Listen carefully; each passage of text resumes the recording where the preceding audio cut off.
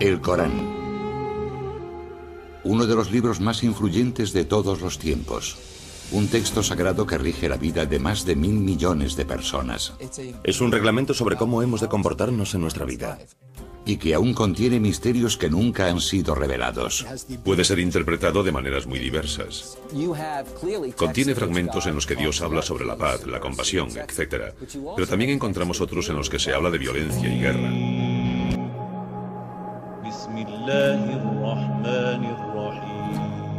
Escuchen algunas de las palabras más poderosas de la historia de la humanidad. Son el motor de una de las religiones que más crece en el mundo.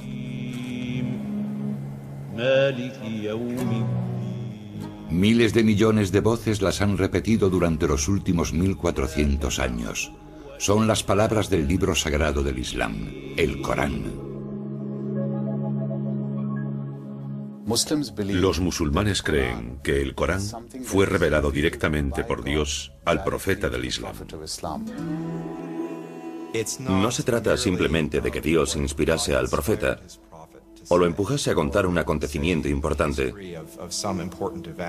Es en realidad el mensaje que el propio Dios transmite al mundo. En árabe, Corán significa la recitación. La escritura está hecha para ser leída en voz alta. De esta manera, los musulmanes creen comunicarse directamente con Dios. Al conservar la palabra de Dios, el Corán se convierte en una parte de este.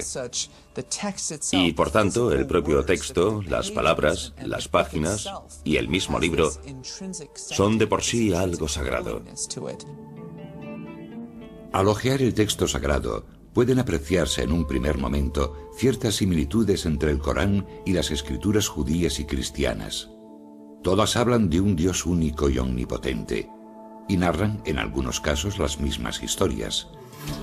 Pero muchos consideran que el Corán es un libro envuelto en un halo de misterio.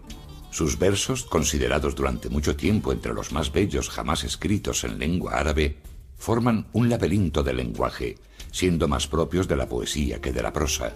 Su distribución también dificulta su comprensión.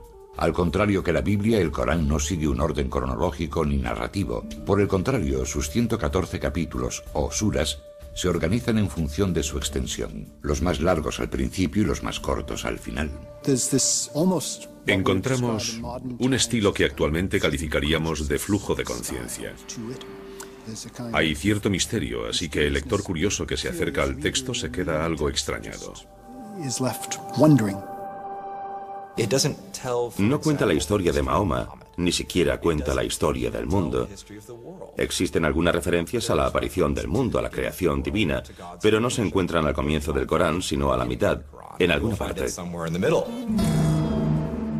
Los musulmanes no ven el Corán como una historia, sino como el mensaje de Dios a su creación, con el que trata de devolver a los creyentes al buen camino.